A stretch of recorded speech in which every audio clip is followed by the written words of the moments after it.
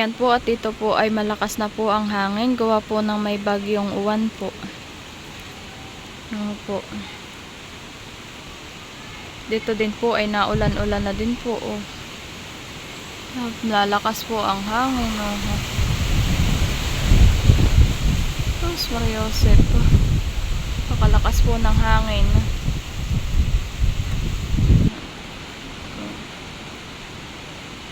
Ano po ang hangin.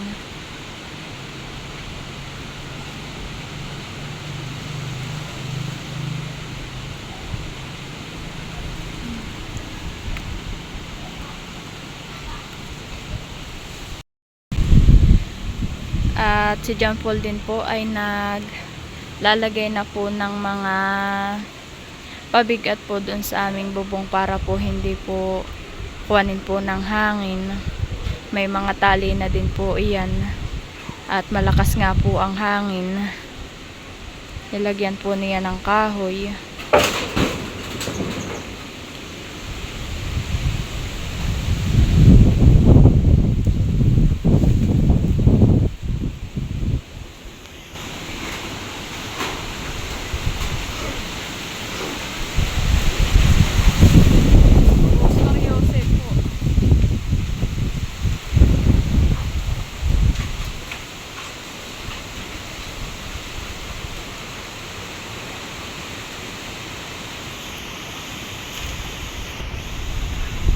Yan po yung kabila po yung nilalagyan na po niya ng tali.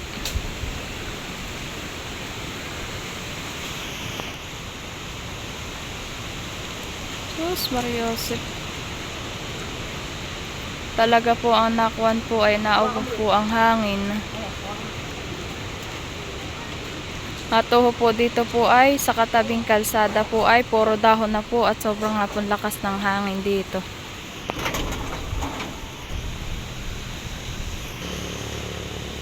Ayan po yung pong tali pong nilalagay ni John Paul. Nilalagyan po niya habang pong hindi pa po naulan, natuho po ang langit. Ayun na po siya.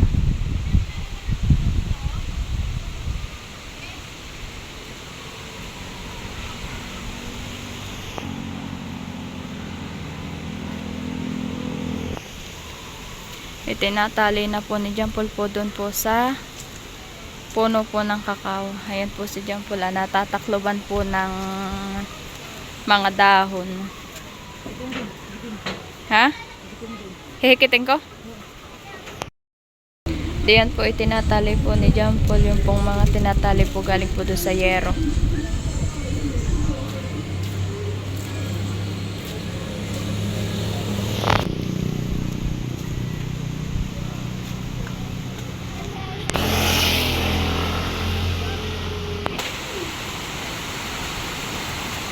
Diyos Mariosep po.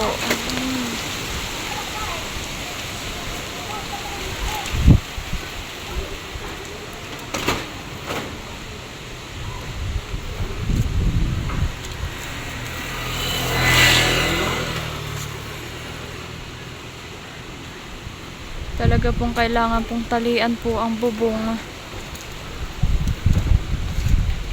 At lagyan po ng mga pabigat po na kahoy. At malakas daw po ngayon ng bagyo.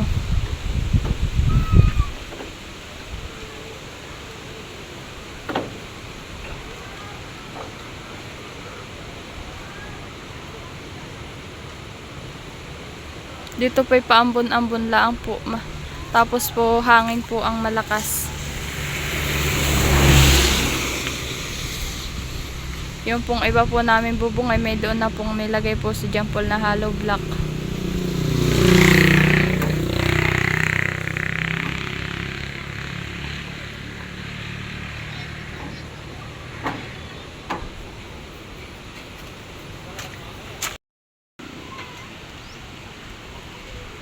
Hinihigpit po niya ang tali.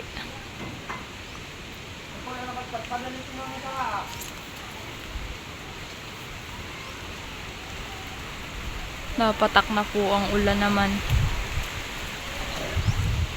Nalakas-lakas na din po ang patak ng ulan. Yan po'y gawa po ng hangin po. Ayan po mga dahon pong iyan.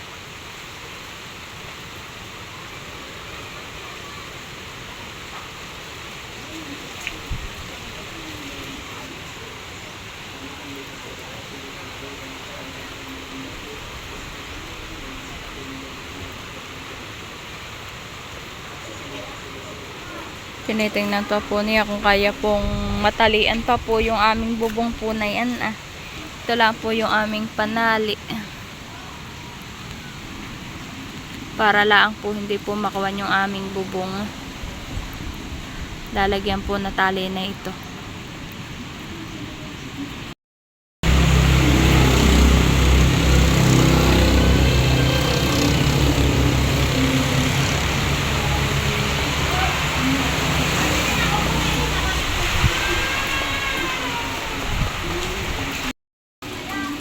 Dalawang kahoy na po ang inilagay po ni John Paul sa aming bubong.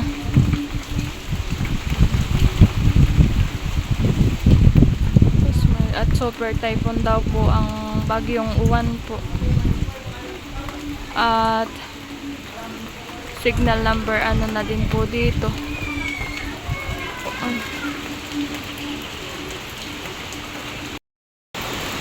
Naulan na.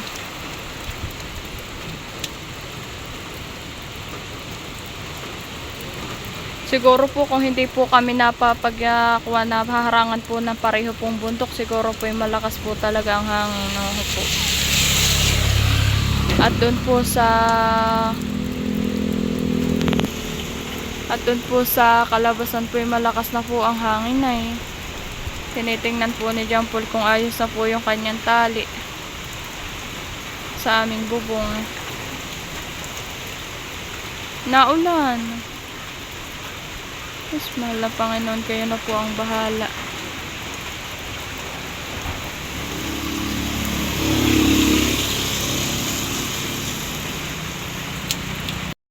Siya po ay naakayat na po diyan po sa mangga, puno ng mangga, at siya po pupunta po doon sa may bubong po namin. Talaga pong nalakas po talaga ang hangin at ulan. Oo po, doon po Pakalakas na po ng hangin po doon po sa kabila pong iyon. Nakuan po, malakas na din po ang ulan. At super typhoon daw po ngayon ang bagyo. Diyos Maria. Ayun na po si John Paul. Akin pong iaabot po itong kahoy pong ito. At ito po pabigat din po sa aming bubong. Naiabot ko na po yung kahoy.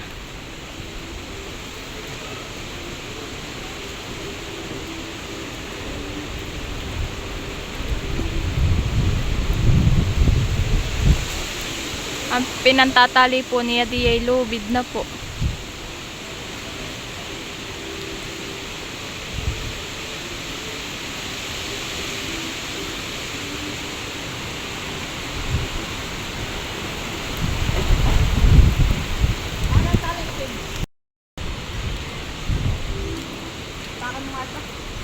Alin? Ito sa baba. Kukuhanin ko daw po itong isa pong tali. Ito po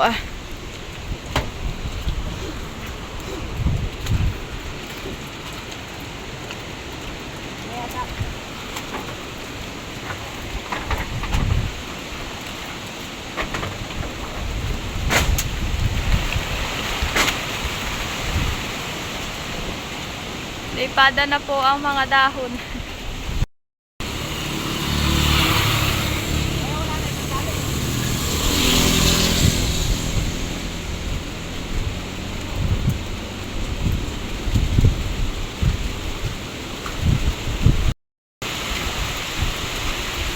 Nalakas po ang hangin. Ay! Sus, Ginoo. Nangalaglag na po yung amin pong, yung pong paninda po dito. Gawa po ng hangin. At naikot, para pong naikot po yung hangin. Sus, Maria Josep.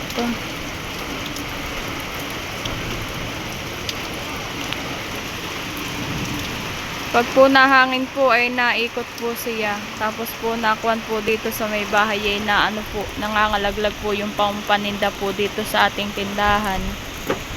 Sus Maria, Sus Mariosep. Ayan po, oh po. Pag po humangin po talaga ay nakuan po ito. Nangangalaglag po. Nangalaglag din po yung pong mga tinapay.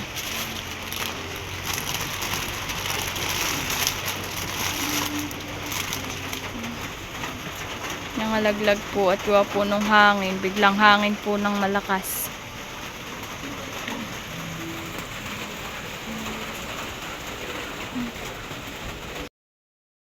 Ayan po at nabuhos na po ang ulan. Kanina po ay hangin po ay ngayon naman po ay ulan.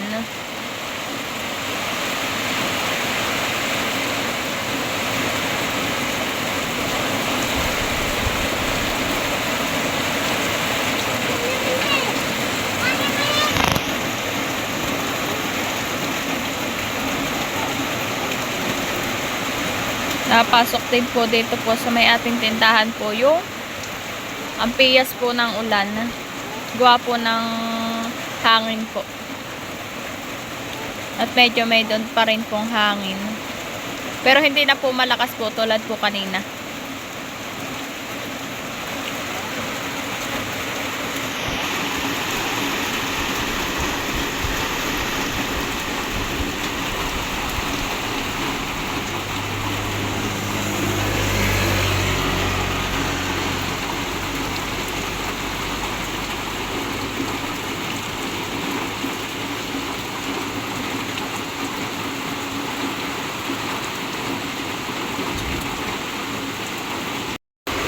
Ayan po si Baby Erin at kami po dito po nakalipat sa may atin pong tindahan. Gawa po ng malakas po ang hangin. Malakas ang hangin, tas may bagyo pati. Dito na po kami naglipat. Gawa po ng naiumpong puno, natatakot po ako dun po sa may puno po ng lipote. Kaya po kami dito sa may tindahan po at malayo-layo po. Ayan po at dito po ay brand out.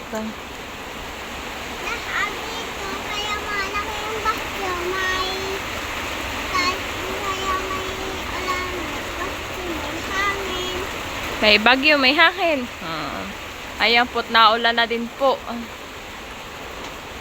Ay mamaya-maya po isasara ko na po itong ating tindahan. Gawa po ng manalakas po ang ulan.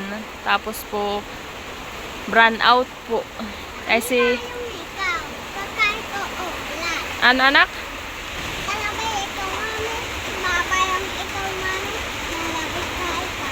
Oo. Pag daw po isasara ko daw po yung tindahan, ay ako daw po yung magpayong paglalabas. Galing naman ng baby ko. Maalalahanin. Talaga naman.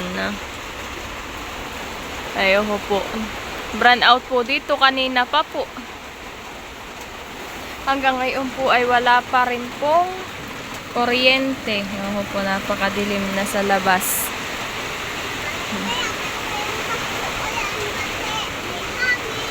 Ano anak?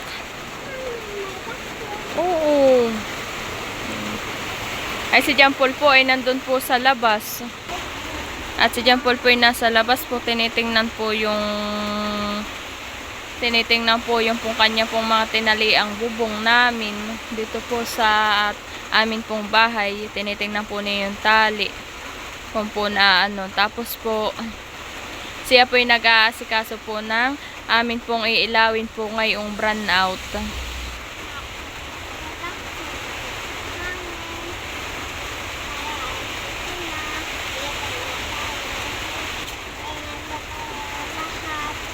Sabi po ni Erenay, ingat daw po at may bagyo at may hangin. Galing naman na yan. Ayan po at siya po ay magtatali po na yung kanya pong inaayos po na ilaw. Kukuhan po siya ng straw na panali.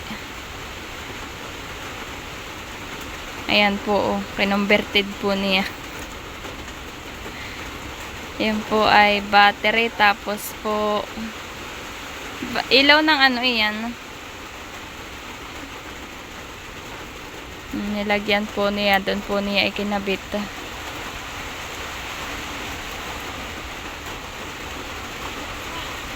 Yan lang po si John Paul po, nagkukuhan lang po ng pagpo-brand out ng mga ilaw-ilaw po namin.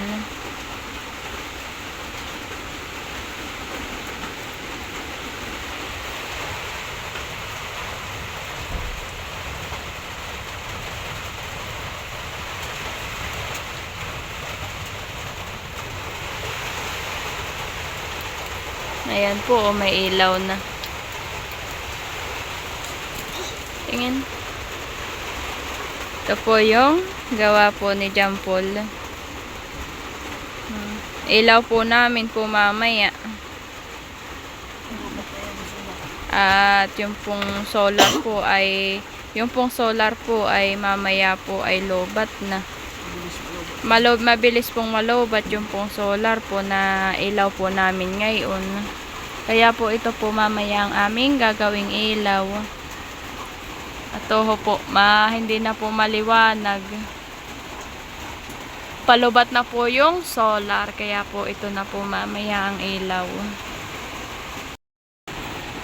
Doon po niya isasabit. Ayan na po si John Paul po, at isasara na po itong ating tindahan. At napakadilim na po. Tapos po run out pa.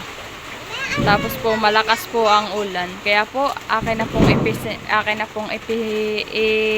pinasara. Yan po. Impis ko na po naman po itong mga tinapay po. Impis ko na po yan. Saka po itong mga nakakasabit po ay akin na pong impis. Lalagay ko na po sa kahon. Yan. Tayo po ay mag-iingat po at malakas po ang bagyo. Ingat po tayong lahat. Anak? No, ingat daw po kayong lahat iyan, sabi po ni Bibi Erin.